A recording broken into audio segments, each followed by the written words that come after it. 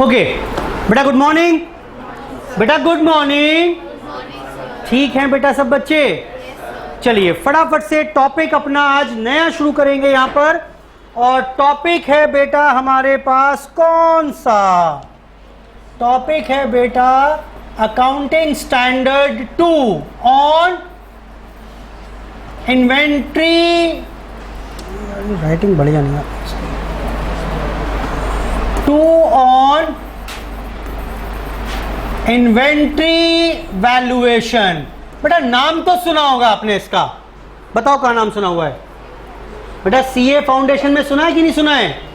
CA foundation में ये chapter था और कुछ कुछ प्रोविजंस मैंने वहां पर आपको करा भी दिए थे, AS2 के ही थे। तो जब आज AS2 पढ़ेंगे तो आपको महसूस होगा कि हाँ जी इसमें से कुछ कुछ चीजें हमने पढ़ी हुई हैं, ठीक। तो लेकिन आज कंप्लीट स्टडी करेंगे अपनी, जो हम छोड़कर आए थे सीए फाउंडेशन में कुछ कुछ पहलू, ठीक। तो सबसे पहली बात, इस अकाउंटिंग स्टैंडर्ड की बात करें तो अलग से कोई डेडिकेटेड क्वेश्चन जो होगा वो मैक्सिमम 4 से 6 नंबर का होगा। लगभग 80% चांस है कि मिलेगा ये, यानी हर 4 बार में से हर 5 बार में से 4 बार क्वेश्चन आता है, बीच में कोई एक आधा टाइम में क्वेश्चन नहीं आता। लगभग तय है मिलेगा। और बेटा बहुत ही आसान है, जितना इंपॉर्टेंट है उतना ही आसान अकाउंटिंग स्टैंडर्ड है AS2। क्लियर है बात? बेटा शुरू कर लें, फटाफट से बताओ। तो अगर हम शुरुआत करें, बाद में नोट करेंगे, सब मैं नोट कराऊंगा, सिर्फ सुनते जाइए थोड़ी देर। अगर हम बात करें इन्वेंट्री वैल्यूएशन की AS2 की, तो AS2 सिखा रहा है मुझे कि ये इन्वेंट्री का वैल्यूएशन, इन्वेंट्रीज का वैल्यूएशन कैसे करिएगा। मैंने कहा जरूरत ही क्या है भाई, काहे को ही इतना परेशान होते हो इन्वेंट्री का वैल्यूएशन को लेकर। कम ज्यादा हो भी गया तो कौन सी आफत आ जाएगी? आ जाएगी। जानते हो क्या, valuation of inventory is very important because पहली बात तो ये, it will direct effect the profitability of the enterprise. कोई बता सकता है कैसे? इससे मेरे प्रॉफिट्स पर फर्क पड़ेगा। ये देखो ना, ये देखो, याद है ये ट्रेडिंग अकाउंट बनाया करते थे, क्या था ये? ओपनिंग। और ये क्या था बेटा? परचेज। ये क्या थी? और ये क्या था बेटा? अब समझो इसके बाद जीपी आता था, ठीक। अब अगर इसका तो होता है खाता, ये परचेज की फिगर कहां से आएगी? परचेज अकाउंट से पूरे साल की परचेज आ गई। ये कहां से आएगी? सेल्स अकाउंट से पूरे साल की सेल्स आ गई, ठीक। ये ओपनिंग स्टॉक कहां से आएगा?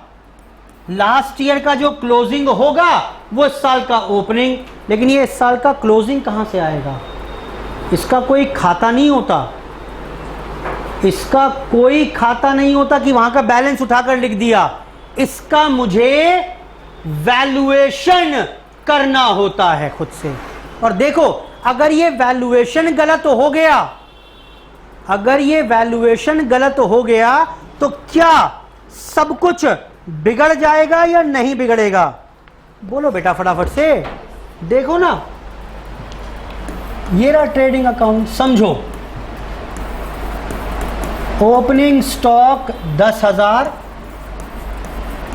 Purchases 50,000, sales 80,000, closing stock 20,000।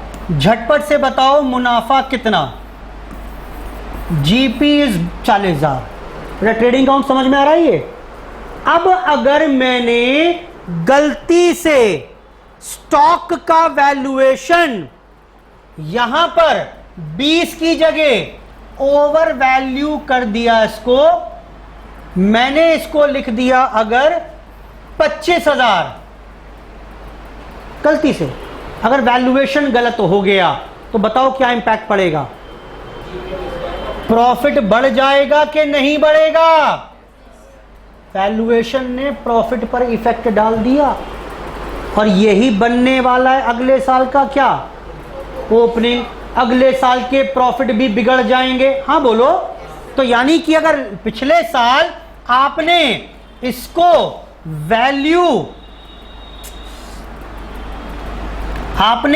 Value किया हुआ था ज्यादा, फिर से मान लेते हैं ये वैल्यूएशन किया हुआ था आपने 12,500, बताना क्या होगा?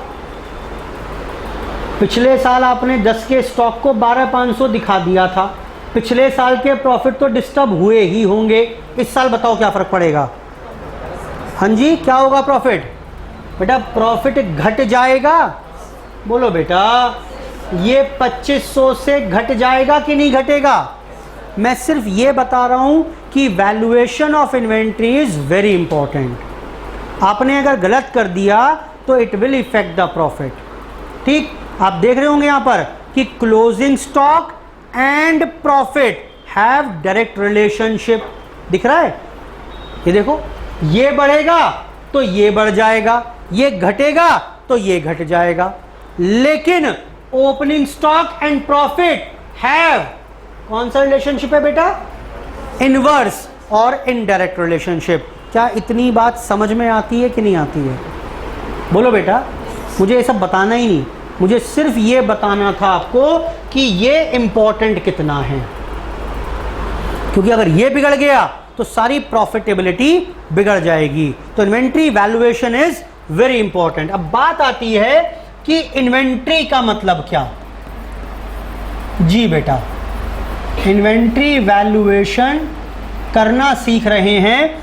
ये तो मैंने आपको बता दिया कि this valuation is actually very important.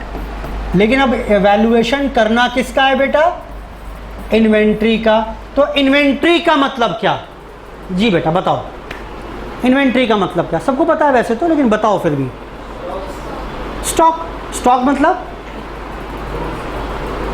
ये फर्नीचर पड़ा हुआ है, ये स्टॉक है मेरे लिए। जिस चीज में हम डील कर रहे हैं, यानी वो asset which is available for sale. ये फर्नीचर बेचने के लिए नहीं है तो ये इन्वेंट्री नहीं है, ये खुद के यूज करने के लिए है तो फिक्स्ड एसेट है। जब इसका वैल्यूएशन मैं करूंगा अपनी बैलेंस शीट में तो AS10 से पूछकर करूंगा। AS10 प्लांट प्रॉपर्टी इक्विपमेंट, वो बताएगा कि फिक्स्ड एसेट्स का वैल्यूएशन कैसे होना है। बेटा क्लियर है बात? ठीक। लेकिन अगर कोई चीज मैंने बेचने के लिए रखी हुई है तो वो मेरे लिए स्टॉक है, तो वो मेरे लिए इन्वेंट्री है। क्लियर है बात? ठीक। इसे हम बोलते हैं फिनिश गुड्स भी, ready for sale, ready for sale. लेकिन सिर्फ इन्वेंट्री का मतलब सिर्फ इतना नहीं है। इन्वेंट्री का मतलब इससे कहीं ज्यादा है। ये लो, मैं चलो याद कराता हूं आपको बात। दो तरीके की एंटरप्राइज हो सकती हैं। कौन कौन सी बेटा? या तो होगी ट्रेडिंग या होगी नॉन ट्रेडिंग। नॉन ट्रेडिंग का मतलब क्या है? मैन्युफैक्चरिंग की बात कर रहे हैं। भाई या तो आप बाजार से लेकर 100 का माल 120 में बेच देते होंगे, ट्रेडिंग कर रहे हो आप, 20 रुपए का मुनाफा कमा लेते हो, कुछ खर्चे वर्चे काट कूट के 5-7 रुपए बच जाते हैं। या आप कर रहे होंगे मैन्युफैक्चरिंग का काम, यानी वो रॉ मटेरियल खरीदा, कच्चा माल, उसकी प्रोसेसिंग की, फिनिश गुड्स में कन्वर्ट किया और फिर सब्सिक्वेंटली बेच दिया। लकड़ी खरीदी, फर्नीचर बनाया, चेयर टेबल, और फिर चेयर टेबल को हायर प्राइसेस पर बेच दिया। बेटा यही तो होती है मैन्युफैक्चरिंग। बोलो हाँ। अब अगर मैं ट्रेडर हूं और आप अगर मेरे गोडाउन में आएंगे तो बेटा आपको क्या मिलेगा? बताओ फटाफट से। मेरे गोडाउन में आपको सिर्फ और सिर्फ ये चेयर्स मिलेंगी। यही मिलेंगी कि नहीं मिलेंगी? बोलो बेटा। रेडीमेड चेयर्स पड़ी हुई हैं भाई, मैं खरीद कर लाया था, आप आओगे हायर प्राइसेस पर बेच दूंगा, मेरे गोडाउन में आपको चेयर्स मिलेंगी, यानी आपको सिर्फ फिनिश गुड्स मिलेगा। रेडी फॉर सेल स्टॉक है क्या ये? इसको स्टॉक बोलेंगे? हाँ, इन्वेंट्री है, स्टॉक है। लेकिन अगर आप मेरे गोडाउन में जाएंगे और मैं मैन्युफैक्चरर हूं, तो जानते हो मेरे पास क्या क्या मिलेगा आपको? गोडाउन में मिलेगा आपको बड़े सारे ये वुडन ब्लॉक्स। सर ये क्यों पड़े हैं सर? ये क्यों पड़े हैं सर? बेटा इसको काट पीट करके चेयर बनाकर बेचूंगा। मंगा लिया स्टॉक, एक साथ पड़े हैं, नहीं इस्तेमाल आया अभी। दिस इज कॉल्ड कच्चा माल। क्या बोलते हैं बेटा इसे? कच्चा माल बोलते हैं, या हम क्या बोलेंगे अपनी भाषा में? Raw material. क्या ये स्टॉक है? नहीं, आपने तो कहा था रेडी फॉर सेल, ये तो बेचने के लिए नहीं है, बट स्टिल AS2 कहता है ये भी स्टॉक है। आज तक आप बस इसे स्टॉक मानते थे, AS2 कह रहे नहीं भाई साहब, अपनी सोच बड़ी करिए, आज के बाद ये भी स्टॉक होगा। ये क्या है? Raw material. रॉ मटेरियल मतलब asset which is to be used in the production of goods और services which are intended to be sale. जो बेचने के लिए गुड्स हैं या सर्विसेज हैं, उनके लिए जो आप रॉ मटेरियल यूज कर रहे हो, वो भी आज के बाद स्टॉक होगा, वो भी आज के बाद इन्वेंट्री होगा। यानी इसका मतलब क्या? मैं ये भी सिखाऊंगा वैल्यूएशन। अगर इसकी फैक्ट्री में चेयर पड़ी है, वैल्यूएशन कैसे होगी मैं सिखाऊंगा। इसकी फैक्ट्री में रॉ मटेरियल पड़ा है, इसका वैल्यूएशन कैसे होगा ये भी मैं सिखाऊंगा। सिमिलरली इसके पास और क्या हो सकता है? इसके पास भी हो सकते हैं ये फिनिश गुड्स। बेटा हो सकता है, बोलो फटाफट से। ये क्या है? ये भाई चेयर बनकर पड़ी हुई है। आप सोचो ना, विजुलाइज करो, आप मेरे गोडाउन में आए हो तो मेरे गोडाउन में क्या क्या मिलेगा? लकड़ी के फट्टे पड़े हैं बहुत बड़े बड़े, कुछ यहाँ चेयर्स तैयार पड़ी हैं, कोई भी आएगा उसे ये बेच दूंगा। साथ में कुछ और चीज भी होगी, जानते हो क्या?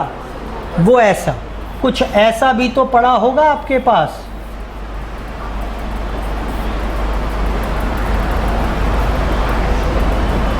दिख रही है बेटा क्या है ये? मजे नहीं आए।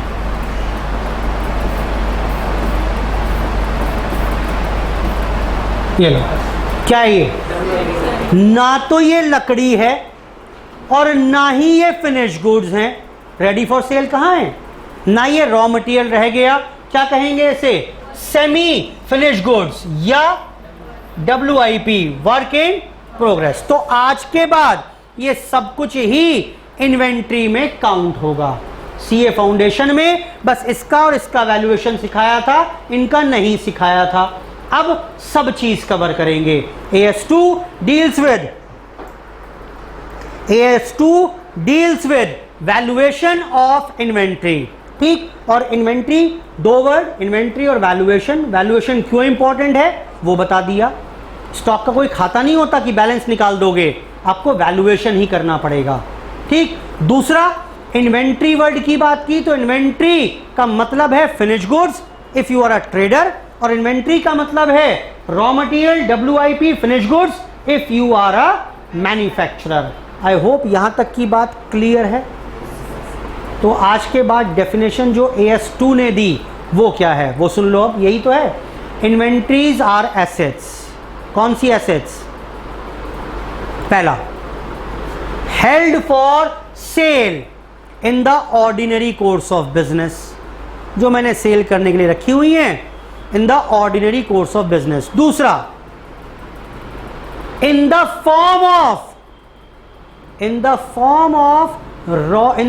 Of raw material to be used in the production process. समझ में आ रही है बात? किसकी बात कर रहा है? ये भी इन्वेंट्री है। ठीक, एंड तीसरी बात, which is in the process of such production और सेल। जो अभी प्रोसेस में पड़ी हुई हैं उन्हें भी इन्वेंट्री कहेंगे। ये सारी इन्वेंट्री हैं, इन सब का ही वैल्यूएशन मुझे सीखना है। बेटा क्लियर है बात? बोलो फटाफट से। चलो तो हम यहाँ क्या करेंगे, finish goods, raw material, WIP सबका वैल्यूएशन सीखेंगे। तो मेरे साथ साथ शुरू करेंगे आप अब यहाँ पर। एक काम कर लो, इसे ड्रॉ करो फटाफट, छोटा चार्ट ये नोट्स बनवा के चलेंगे हाथ के हाथ।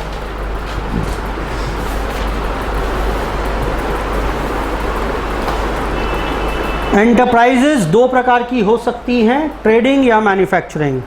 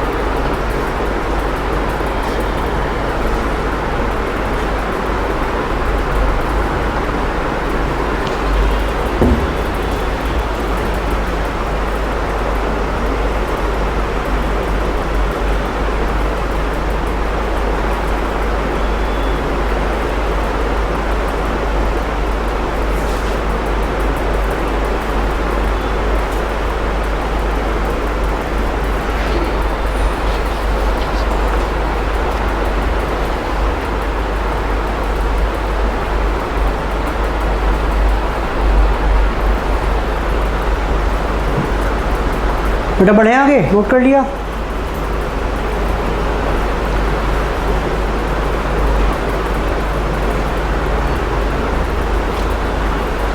चलो जी देखें हम।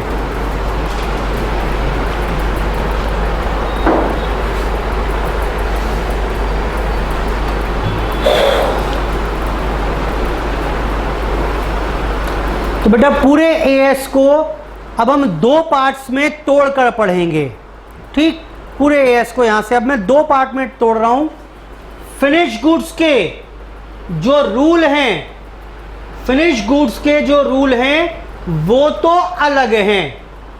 वैल्यूएशन ऑफ फिनिश गुड्स ये तो हम अलग सीखेंगे फर्स्ट पार्ट, और जो WIP और रॉ मटेरियल के रूल हैं वो सेम हैं। ये है मेरा एएस का सेकंड पार्ट। क्लियर है बात? फिनिश गुड्स का अलग रूल है वैल्यूएशन का, और WIP रॉ मटेरियल के लिए अलग रूल्स हैं वैल्यूएशन के। ठीक, फिनिश गुड्स आपने पढ़ा हुआ है, बहुत ज़्यादा मशक्कत मुझे करनी नहीं पड़ेगी। डालिए heading valuation of finish goods.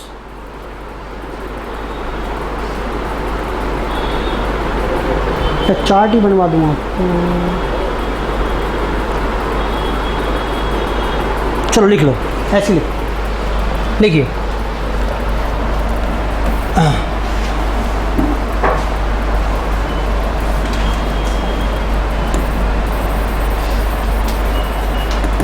Valuation of inventory of finish goods. Finish goods का वैल्यूएशन करना है तो वो कैसे करिएगा बेटा, बताना जरा। मेरे पास कुछ चेयर्स पड़ी हुई हैं, ठीक, नोट मत करना अभी है। मेरे पास कुछ चेयर्स पड़ी हुई हैं, मान लेते हैं 500 चेयर। 500 चेयर पड़ी हुई हैं गोडाउन में, इनका वैल्यूएशन करना है मुझे। मैंने कहा सीए साहब कितने पर दिखाऊं? तो सीए साहब ने कहा बताओ जरा एक बार इनकी कॉस्ट कितनी है। कॉस्ट का मतलब क्या हो गया बेटा? कॉस्ट का मतलब क्या हो गया? मैंने पूछा कॉस्ट कितनी है, बोला जी कॉस्ट है 300 रुपये। कॉस्ट का मतलब अगर मैं मैन्युफैक्चरर हूं तो कितने में बनाई मैंने, और अगर मैं ट्रेडर हूं तो कितने में खरीद कर लाया था, कितने की पड़ी मुझे ये चेयर। मैंने कहा जी 300 रुपये की। बोला अच्छा एक बात बताओ, क्या लग रहा है आपको, आज तारीख क्या है 31 मार्च, क्लोजिंग कर रहे हैं आप खातों की, वैल्यूएशन करना है क्योंकि प्रॉफिट एंड लॉस बनाना है, बैलेंस शीट बनानी है, इसलिए आप वैल्यूएशन करना चाहते हो, क्या लग रहा है आपको अगले साल इस चेयर को कितने में बेच दोगे? बेच ही नहीं है। अगर बेच देते तो स्टॉक में होती क्या? तो मैं सीए साहब ने क्या पूछ लिया आपसे, बताओ फटाफट से। उन्होंने पूछ लिया आपसे एक्सपेक्टेड सेलिंग प्राइस। मैंने कहा जी चकाचक इसे, मुझे लगता है कि मैं बेच ही दूंगा 450 रुपये में, तो 450 रुपये में तो मैं बेच ही दूंगा ऐसे। मुझे लग रहा है मार्केट में भाव ये है अगले साल। अच्छा, जब बेचोगे तो कुछ कमीशन, ब्रोकरेज वगैरह कुछ आएगी? बोला हाँ वो तो आएगी, 50 रुपये का खर्चा भी आ जाएगा। क्या है ये? क्या है ये? ये है बेटा एक्सपेक्टेड। ये एक्सपेक्टेड वर्ड समझ में आया कि नहीं आया? एक्सपेक्टेड वर्ड क्यों यूज किया, जल्दी बताओ, क्यों यूज किया है? अगले साल की उम्मीद ही तो है। ये कह रहा है कि जी अगले साल में ये उम्मीद है। अच्छा, तो इसका मतलब आपको नेट बेचकर कितना मिलेगा? इसे क्या बोलते थे बेटा? NRV, net realisable value. ये तो याद आ रहा होगा सीए फाउंडेशन का, बोलो भाई। तो ये बताओ जरा मुझे, सीए साहब ने कहा अच्छा कॉस्ट तो आपकी 300 रुपये है, NRV आपकी 500 रुपये है। तो भाई देखो ऐसा है, इसका मतलब ये हुआ कि आपको उम्मीद है प्रॉफिट हो जाएगा। बोलो बेटा, एक्सपेक्टेशन किस चीज़ की है, जल्दी बोलो। अच्छा, ये सब सीए साहब बता रहे हैं अभी आपको, कॉन्सेप्ट बनवाऊंगा इससे। इसका मतलब ये हुआ जी, there is an expected profit. बेटा कितने का एक्सपेक्टेड प्रॉफिट है? 100 रुपए का। बोलो बेटा। और कॉन्सेप्ट ऑफ कंजर्वेटिज्म क्या कहता है? फ्यूचर प्रॉफिट को इग्नोर कर दो। अच्छा, इग्नोर कर दूं तो इसका मतलब आप कितने पर वैल्यूएशन करोगे? बोलो बेटा, कितने पर करोगे? 300 रुपए पर। क्या करना है इसका? इसको कर देना है इग्नोर। केस 2 सुनिए, केस 2। मैंने पूछा यहां पर भाई क्या लग रहा है कितने पैसे आ जाएंगे बेच बाच के? सर इसके ना बना जरूर रहे हैं, लेकिन सर क्या ही बताएं आपको, मार्केट में इसका ना बचा नहीं है डिमांड, और मुझे लग रहा है कि मैक्सिमम 260 रुपए मिल पाएंगे। इसे जब बेचेंगे कमीशन काट कूट कर, 300 की पड़ी थी मुझे, अगले साल 260 ही मिल पाएंगे। ओ माय गॉड, इसका मतलब क्या है? इसका मतलब क्या है? इसका मतलब आपको क्या लग रहा है? There is expected loss. कितने का? 40 का। बेटा बोलो फटाफट से। तो अब सीए साहब ने क्या कहा कि लॉस है, तो इसका क्या करना पड़ेगा? इसको आपको प्रोवाइड करना पड़ेगा, और यानी अब वैल्यूएशन कितने की होगी? मेरी किताबों में बताओ इन्वेंट्री कितने पर चल रही थी? 300 पे चल रही थी भाई, मैंने यही तो एंट्री की थी, इन्वेंट्री टू बैंक 300 रुपये, 300 की चल रही थी वो। तो नहीं 300 नहीं, 40 का लॉस होने वाला है। आज कंजर्वेटिज्म क्या कहता है? Provide for future loss. बोलो बेटा, आज ही लॉस को प्रोवाइड कर दो, यानी कितने में दिखाओगे? 260।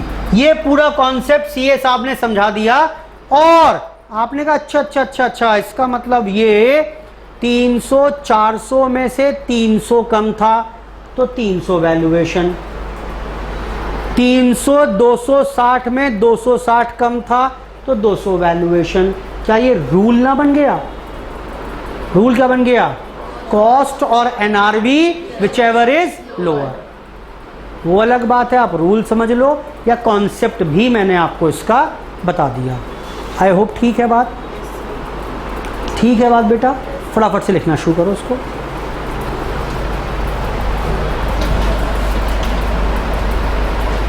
Valuation of finish goods.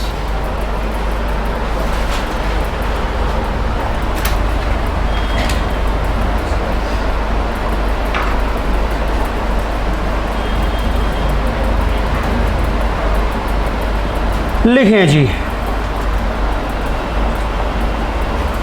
पहला पॉइंट लिखिए, A point,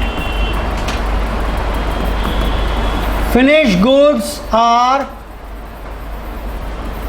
valued at cost और एनआरवी whichever is, बोलो बेटा, lower, whichever is lower.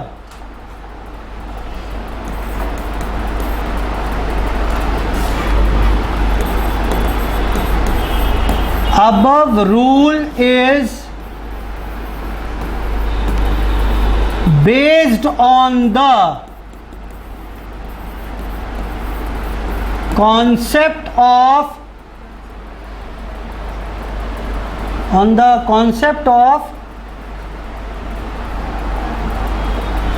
Conservatism. क्या कर रहा हूं?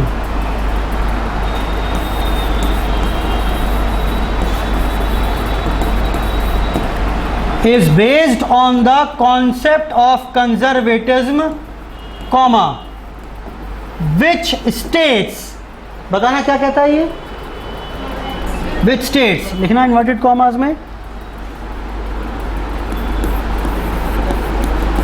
provide for all future losses but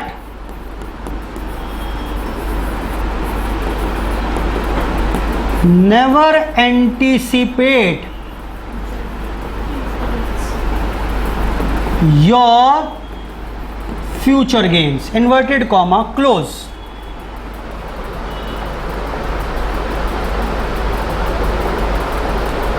तीसरा पॉइंट लिखिए, एनआरवी का मतलब क्या है? NRV is equal to net residual, नलायक, नेट रियलाइजेबल वैल्यू। कैसे आएगा? Is equal to expected selling price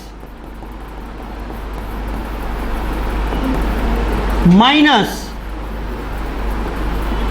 expected selling expenses. NRV का फॉर्मूला भी आ गया। अरे भाई करना क्या है, कॉस्ट को एनआरवी से कंपेयर करो, जो भी कम हो उस पर वैल्यूएशन कर देना। पढ़ूं और आगे? एक और खास बात है इसमें,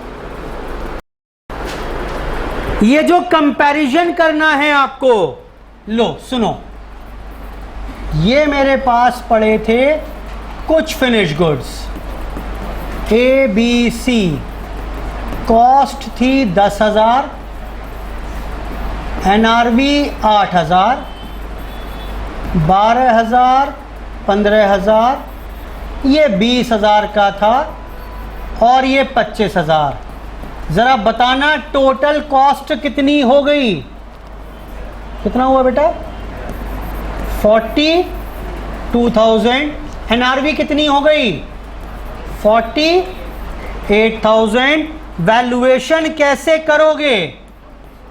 जो भी लोअर होगा, और लोअर कितना है? 42,000। बताओ बेटा, ठीक है? हाँ, याद है सीए फाउंडेशन में बताया भी था कि comparison of cost with NRV has to be made on item by item basis. यानी ये बताओ इसका वैल्यूएशन कैसे होगा? 8,000, यहां बताओ 12,000, यहां कितना, यानी कितना होगा? कितना बेटा? 40। मुझे ऐसे ही बताओ, चलो ज्ञान ये तो खत्म हो गई बात, ये तो ख़त्म हो गई, लिखवा देता हूँ अभी। ये बताओ मुझे आप कि फ़र्क क्यों आ रहा है?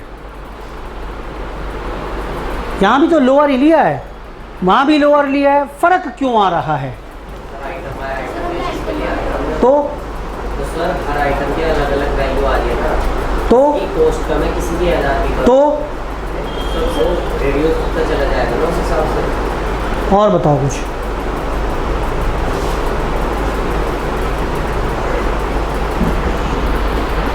सर जो इसमें प्रॉफिट फ्यूचर लॉस और फ्यूचर गेन होगा क्या उसकी वजह से? सर जैसे इसमें 12,000 कॉस्ट है, लेकिन हम एक्सपेक्ट कर रहे हैं कि 15,000 की वो सेल होगी। ठीक है, ये लो लिख दिया। यहाँ तो एक्सपेक्टेड गेन था कितना? 5,000। यहाँ एक्सपेक्टेड लॉस था कितना? 2,000। और यहाँ क्या था ज़रा बताना? एक्सपेक्टेड गेन कितना? अब बताओ फिर क्या हुआ, क्या कहना चाह रहे हो बताओ। लिख दिया मैंने, कोई मतलब नहीं है जो बता रहा हूँ मैं आपको, सिर्फ ज्ञान पेल रहा हूँ, दिमाग में सेटल हो चीज़ें बस। ठीक है, काम तो ख़त्म हो गया मेरा पहले ही। तो अब फिर भी बताओ।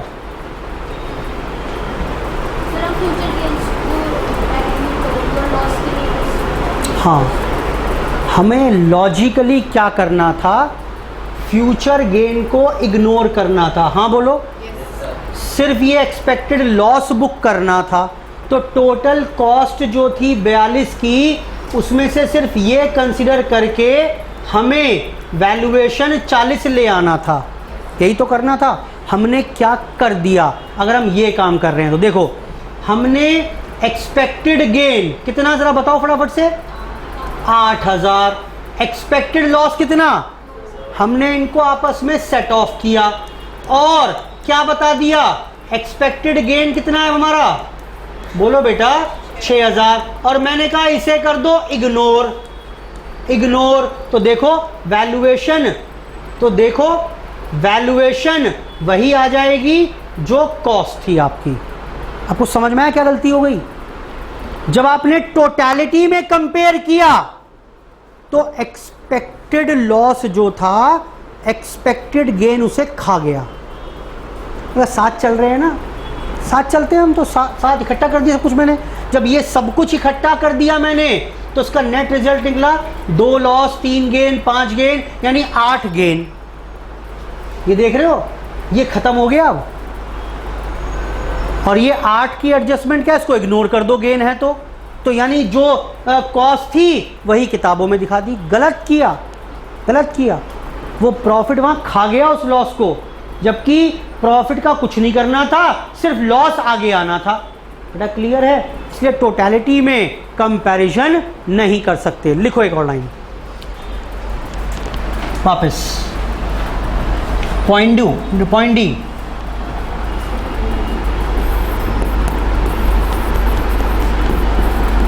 Comparison of cost with NRV has to be made on item by item basis. Next line इसी में लिखना,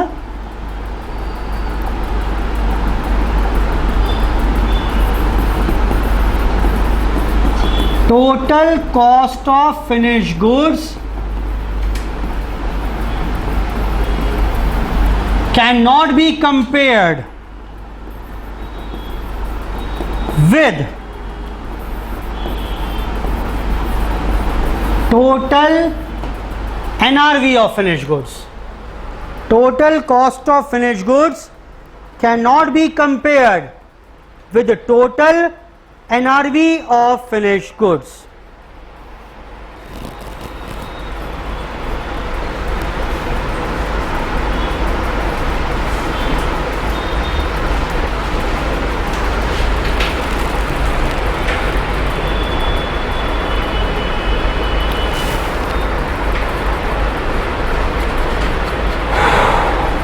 क्वेश्चन नंबर 9। अच्छा असाइनमेंट नहीं है ना अभी आपका? चलो ठीक है, करते हैं बात। तो बेटा कॉन्सेप्ट समझ में आ गया ना? कोई बोलो बेटा। ये एग्जाम में आ चुका है, बहुत बार आ चुका है। सीए फाउंडेशन में भी आया हुआ है कई बार और सीए इंटरमीडिएट में भी आया हुआ है। ये रही कॉस्ट, ये रही एनआरवी, वैल्यूएशन करके दो। आंसर बताओ कैसे करोगे? आंसर तो एक लाइन का है, ये रहा, लेकिन 4 नंबर में एक लाइन तो ही लिखोगे ना। बताओ आंसर कैसे करोगे आप? अरे प्रैक्टिस करा रहा हूँ, बोलो ना, लिखोगे क्या वहाँ पर? पहले अपना ज्ञान पेलोगे, वहाँ पर फैंसी लैंग्वेज लिखोगे। क्या लिखोगे? एज पर AS2 valuation of finish goods has to be made at lower of cost और NRV whichever is lower. Next paragraph.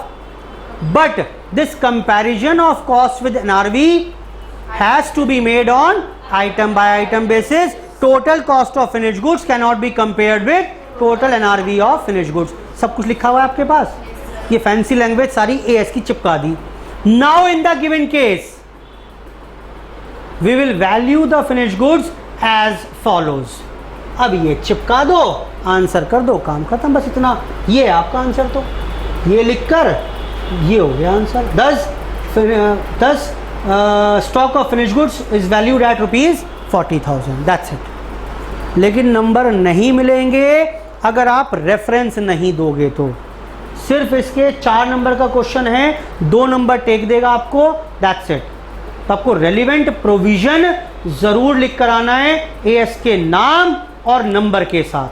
शुरुआत ही वहां से करनी है कि पहले हम AS2 में लेके चलते हैं आपको। नाम क्या है उसका? ये नाम है उसका। क्या लिखा है? ये लिखा है, और इसलिए हमने यहां ऐसा किया। ठीक है बात ये? बोलो बेटा। चलो आगे और सुनो। अब बात आई यहां पर जी, वैल्यूएशन तो सर आपने बता दिया, कैसे करना है बेटा? बोलो बेटा कैसे करना है? ये सब सीए फाउंडेशन में कर चुके हैं ऑलरेडी हम, अब पढ़ेंगे नया कि वैल्यूएशन ऑफ कॉस्ट और NRV, valuation is made at whichever is. अच्छा, ये एनआरवी कैसे आएगी? ये रही। बोलो बेटा, इसमें से ज्यादा कुछ नहीं है, और इसमें इससे ज्यादा कुछ नहीं है। और एक सवाल और, अब ये कॉस्ट कैसे निकालें? How to determine the cost? Cost भी तो निकालनी पड़ेगी ना। अभी तक तुमने प्रेज्यूम कर लिया कि कॉस्ट दी हुई है मुझे 200, 400, 800, लेकिन कॉस्ट भी निकालनी पड़ सकती है, जो सीए फाउंडेशन में नहीं किया, अब करेंगे। तो उसके लिए मेरे पास हैं बहुत सारी टेक्निक्स। नाम दिया है इंस्टीट्यूट ने, AS ने, cost techniques. To determine the cost we can use any of the below techniques. 3 techniques हैं, कौन कौन सी समझिए पहले, समझिए। एक, बोला एक काम करो आप, लिखना होता बिल, मैं लिखवाऊंगा अपने आप ही, मैं अपने आप लिखवाऊंगा।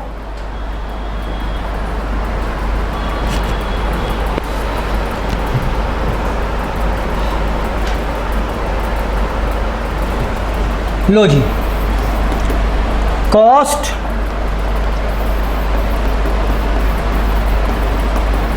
टेक्निक्स, 3 टेक्निक बताऊंगा मैं आपको यहां पर, जो AS ने बताई हैं कॉस्ट निकालने के लिए। पहला, फर्स्ट वन इज स्टैंडर्ड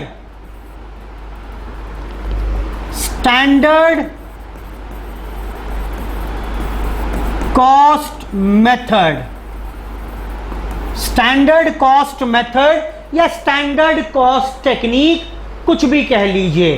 देखिए हुआ क्या, मेरे गोडाउन में स्टॉक पड़ा हुआ है, चेयर्स ही पड़ी हुई हैं।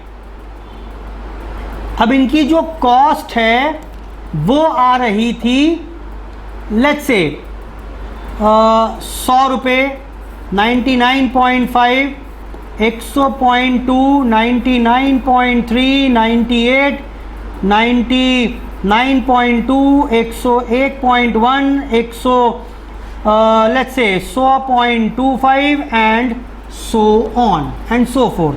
इस प्रकार से हमारे पास ये 500 चेयर पड़ी हुई थी, 500 चेयर पड़ी हुई थी जिनकी कॉस्ट ये आ रही थी। तो चेयर बनाओगे सबकी एक सी नहीं होगी ना, एक आध में कील एक आध ज़्यादा लग गई, एक आध में फेविकॉल ज़्यादा लग गई, एक की लकड़ी थोड़ी ख़राब सी थी, ठीक करने में 10-20 पैसे खर्चा फालतू आ गया, एक में कम हो सकता है ना। बोलो बेटा, ये सब इसकी कॉस्ट थी। अब तरीका क्या है कॉस्ट निकालने का? इन सब को कैलकुलेट करो, ऐड करो, तब जाकर कॉस्ट आएगी, एनआरवी से कंपेयर करना। लेकिन एएस कहता है छोड़ो, इस झंझट में पड़ने की ज़रूरत नहीं है, हम आपको एक शॉर्टकट तरीका बता रहे हैं, स्टैंडर्ड कॉस्ट मेथड। क्या ये सबकी वैल्यू अप्रॉक्सीमेटली इक्वल है कि नहीं है? हाँ, तो आप एक काम करो, एक स्टैंडर्ड कॉस्ट अज्यूम कर लो। बताना क्या होगी इन सब में स्टैंडर्ड कॉस्ट? बोलो बेटा, चीख चीख के बोल रहा है ये। लगभग 100 रुपए में पड़ जाती है, कोई 54 अठन्नी कम, कोई 54 अठन्नी ज़्यादा, कोई एक आध रुपये कम, कोई एक आध रुपये ज़्यादा, लेकिन ये सारी कॉस्ट लगभग 100 के इर्द गिर्द हैं। तो अगर ऐसा है तो what you can do now, आप क्या कर सकते हो, इन 500 चेयर्स की वैल्यूएशन सीधा 100 रुपए के हिसाब से 50,000 निकाल दो, ये आ गई आपकी कॉस्ट। आसान हो गया काम कि नहीं हुआ? बोलो बेटा, ये मेथड नहीं लगेगा, नहीं लग पाएगा। बताओ कब नहीं लग पाएगा? बोलो बेटा, पिट जाएगा ये मेथड थोड़ी देर में, बताओ कब पिटेगा? हाँ, if actual cost does not approximate the standard cost. Oh भैया, इतनी वैरायटी है, सब अलग है, कोई 100 की पड़ रही है, कोई 150 की, कोई 250 की, कोई 450 की पड़ती है, कोई 70 में बन जाती है। उसमें स्टैंडर्ड कॉस्ट कहां से लाऊं? स्टैंडर्ड कॉस्ट मेथड पिट गया। तो फिर क्या करें? एएस ने कहा सब्र करो, अभी दूसरा मेथड बताऊंगा, पहले सुन लो, मैं शॉर्टकट बता रहा हूं आपको। अगर शॉर्टकट बंद मिल जाए आगे जाकर तो दूसरा रास्ता बताऊंगा। क्या आपको ये पहला मेथड समझ में आया कि नहीं आया? बोलो बेटा, स्टैंडर्ड कॉस्ट मेथड क्या कह रहा है ये? Standard cost technique is a technique to determine the cost. This method can be applied only if, बताओ कब कब लगा पाओगे? Only if actual cost approximates the standard cost. ठीक कह रहा हूं बेटा? ये लिखा है इसमें। अगर ये एक्चुअल कॉस्ट जो है आपकी, अगर ये जो एक्चुअल कॉस्ट हैं, if these are approximately equal to the standard cost, अगर कोई कॉस्ट ऐसी निकाल सकते हो आप, तब तो ये लग जाएगा। और यहां पर फिर कॉस्ट की वैल्यू, कॉस्ट ऑफ स्टॉक आएगा कैसे? कैसे आएगा? फॉर्मूला बताओ, आप बनाओ ना फॉर्मूला, क्या आएगा? Standard cost into number of units in closing stock, that's it. और क्या? बोलो बेटा। लेकिन ये पिट जाएगा, कब पिट जाएगा? If the standard cost, actual cost is not approximately, it does not approximates the standard. अगर बराबर नहीं है या नहीं कर पा रहे हो आप, तो उस केस में नहीं लगेगा। तो फिर क्या करें सर? एक दूसरा तरीका है, दूसरा तरीका अभी लिखा रहा हूं सब चीजें। Retail price method, retail price method, ये मेथड क्या कहता है? पर छोड़ो, एक काम करते हैं, आपको कुछ पता हो ना पता हो, कॉस्टिंग वॉस्टिंग निकालने में बड़ी प्रॉब्लम है, आपको सबकी एमआरपी तो पता होगी। एक काम करो, आप जितने भी फिनिश गुड्स हैं इन सब की एमआरपी लिखना शुरू कर दो। एमआरपी लिखना शुरू किया मैंने, 120, 220, 250, 80, 110, 200 एंड सो ऑन। फिर से ऐसी मेरे पास 100 यूनिट, 1000 यूनिट पड़ी हुई थी स्टॉक में, सबकी एमआरपी है, ये एमआरपी है। तो जानते हो एएस ने क्या कहा? एएस ने कहा आप एक काम करो ना, सबकी एमआरपी तो पता होगी, नहीं पता एक स्टाफ को भेजो, सबकी एमआरपी लिखना शुरू कर देगा। उन सब एमआरपीओं को जोड़ो, मान लेते हैं ये आ गई 1,40,000। ठीक है जी, फिर आपको अपने बिजनेस का जीपी रेट तो पता होगा। मैंने कहा हाँ जी बिल्कुल पता है। जीपी रेट जो है हमारा वो 20% है सेल पर, माने कितना हो गया 28,000। तो ये लो 1,12,000 कॉस्ट ऑफ इन्वेंट्री आ गई। इन्वेंट्री ऑफ फिनिश्ड गुड्स की कॉस्ट आ गई 1,12,000। 1,12,000 आ गई कॉस्ट। लेकिन मैं कह रहा हूं ये भी पिट जाएगा। बताओ कब?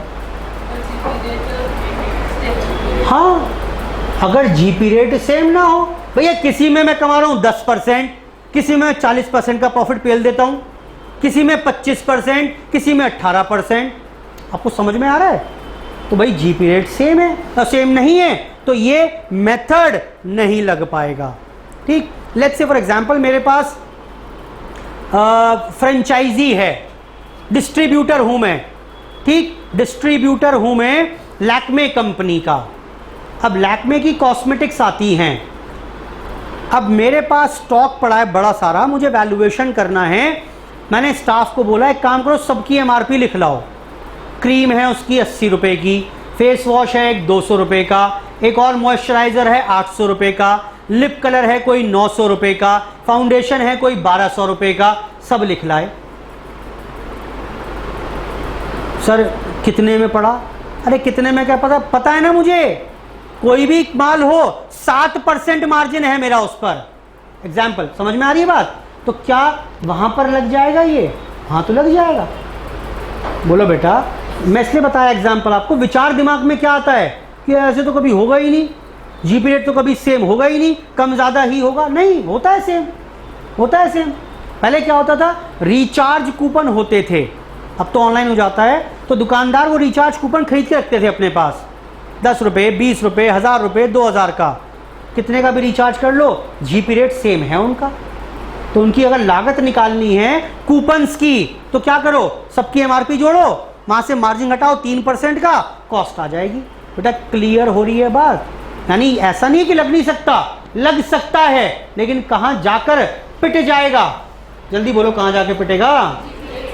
हाँ, तो क्या आप अब इनकी कॉस्ट निकाल पाए कि नहीं निकाल पाए? जरा बताना, आपने फॉर्मूला क्या लगाया?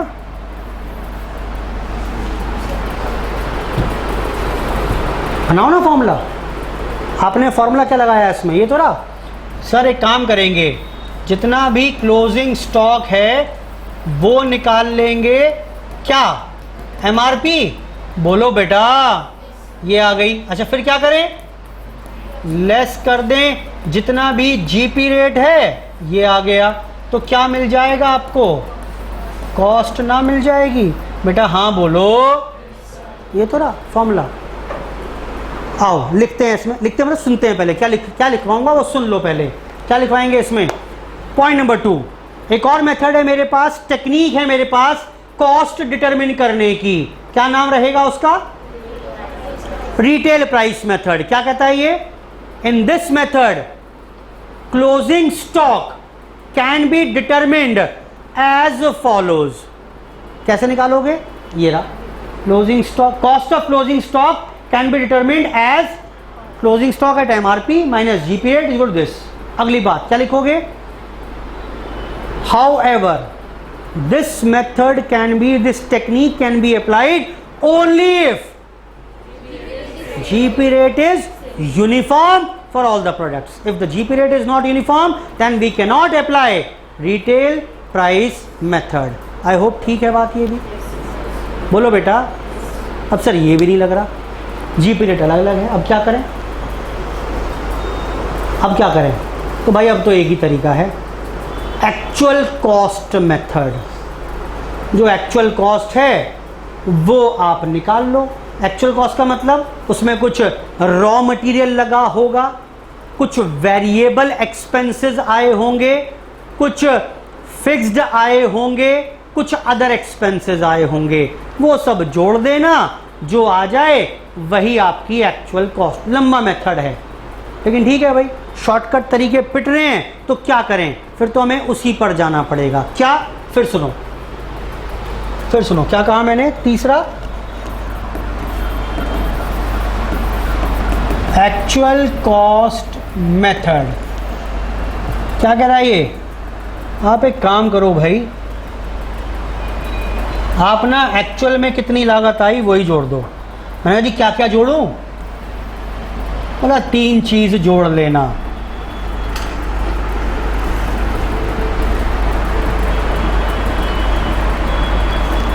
तीन चीज जोड़ लेना। पहला, डायरेक्ट मटेरियल, कुछ मटेरियल लगा होगा वो जोड़ दीजिएगा, ठीक है?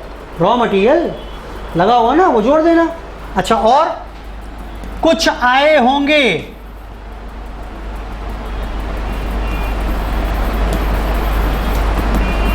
Production overheads. प्रोडक्शन ओवरहेड्स क्या होता है? लकड़ी खरीद लाए, उसको चेयर में बनाने के लिए बहुत सारे प्रोडक्शन के खर्चे आएंगे। ओवरहेड्स मतलब खर्चे, जैसे कुछ कील लगेंगी, कुछ फेविकॉल लगेगी, ठीक? एक वो जो आपके पास वो होगा, क्या कहते हैं उसको, जिसमें लकड़ी काटते हैं, आरा मशीन होती है, ठीक है, वो भी लगेगी, उसका ब्लेड लगेगा। कुछ और भी लेबर का खर्चा आएगा, कारपेंटर का, एक सुपरवाइजर है फैक्ट्री में जो सबको देख रहा है, वो खर्चा आएगा। फैक्ट्री का रेंट है वो आएगा। ये सब प्रोडक्शन खर्चे हैं ना? बोलो बेटा हाँ। तो अब ये खर्चे भी लेकिन 2 प्रकार के हो सकते हैं। कौन कौन से? या तो होंगे वेरिएबल प्रोडक्शन ओवरहेड्स, याद आ रहा है सीए फाउंडेशन में करा होगा आपने। और दूसरा कौन सा? Fixed production overheads. बताओ क्या फर्क होता है?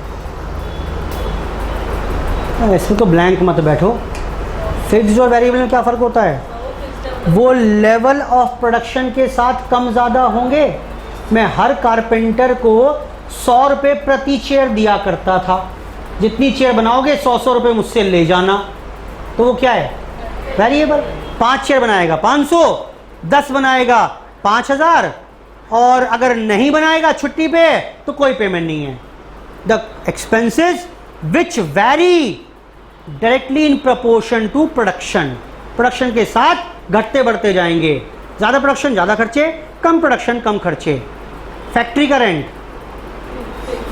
भैया बनाओ मत बनाओ, 4 दिन छुट्टी रखो, ओवर टाइम करो, मुझे घंटा फर्क नहीं पड़ता। जो मालिक है उसे आपको फिक्स रेंट पहुंचाना पड़ेगा। कौन सा हो गया वो? Fix production overheads. क्लियर है? और बाकी को एएस ने नाम दिया अदर ओवरहेड्स। ये अदर कौन से होंगे? और जो भी खर्चे हुए in bringing the inventory to its present location and condition. ये लिखा हुआ है एएस ने। क्या मतलब है इसका? चेयर बन गई, ठीक है, चेयर बन गई, चेयर तैयार हो गई और 800 रुपये लग गए। उसे फैक्ट्री से हमने शोरूम में ट्रांसफ़र किया, 50 रुपये का भाड़ा और आ गया। समझ में आ रहा है? 50 रुपये का भाड़ा और आ गया। चेयर की कॉस्टिंग कितनी है? 800, 850। क्यों? 50 रुपये कहाँ डालोगे? ये क्या ये मटेरियल कॉस्ट है? क्या ये प्रोडक्शन का खर्चा है फैक्ट्री का? नहीं। तो कौन सा ये? Other expenses. आज जहां बेचने के लिए स्टॉक पड़ा है वहां तक लाने के लिए, उस कंडीशन में पहुंचाने के लिए, और कोई भी अगर खर्चा हुआ तो वो भी जुड़कर आएगा। ये प्रोडक्शन कॉस्ट नहीं है। चेयर तो बन गई थी फैक्ट्री में, वहां से यहां तक लाने के, बेचने के लिए इस पर 50 रुपये का खर्चा और करना पड़ेगा। क्लियर है बात? बोलो बेटा। तो ये अदर कॉस्ट हो गई, अदर ओवरहेड्स। कौन से बोले एएस ने? Other overheads. कौन से? Which are incurred in bringing the inventory to its present location and condition. ये याद रखने हैं, फैंसी लैंग्वेज है ना। आंसर की वेटेज बढ़ जाएगी जब ये सेंटेंस यूज़ करोगे तो आप AS वाला। ठीक, तो डायरेक्ट कॉस्ट का मतलब, एक्चुअल कॉस्ट का मतलब मटेरियल की कॉस्ट, प्रोडक्शन के खर्चे चाहे वो वेरिएबल हो या फिक्स्ड हो, और साथ में अदर ओवरहेड्स। अदर कौन से? इनकर्ड, बोलो फटाफट से बोलो, incurred in bringing the inventory to its present location and condition. जहाँ पड़ी है बेचने के लिए, जिस कंडीशन में पड़ी है, वहाँ तक के और जो भी खर्चे हुए वो सारे भी जोड़कर दिखाएंगे। बेटा क्लियर है? ये 3 टेक्निक्स हमारे पास हैं, 3 टेक्निक्स हमारे पास हैं। वो अलग बात है अभी इसमें, ये जो मटेरियल है, ये मटेरियल कौन सा लेंगे, ये वैसे हमने CA फाउंडेशन में किया हुआ है, लेकिन इसकी चर्चा करूंगा मैं अब नेक्स्ट क्लास में। ठीक है, आज इतना ही ख़त्म कर रहे हैं। ठीक है, आज इसको लिखाऊंगा सबको मैं, अभी तीनों टेक्निक्स लिखेंगे और फिर आगे बढ़ेंगे रॉ मटेरियल WIP पर, और कल ही फिर इसके क्वेश्चन शुरू कर देंगे। ठीक है, आज की चर्चा यहीं पर समाप्त। धन्यवाद, बाय बाय।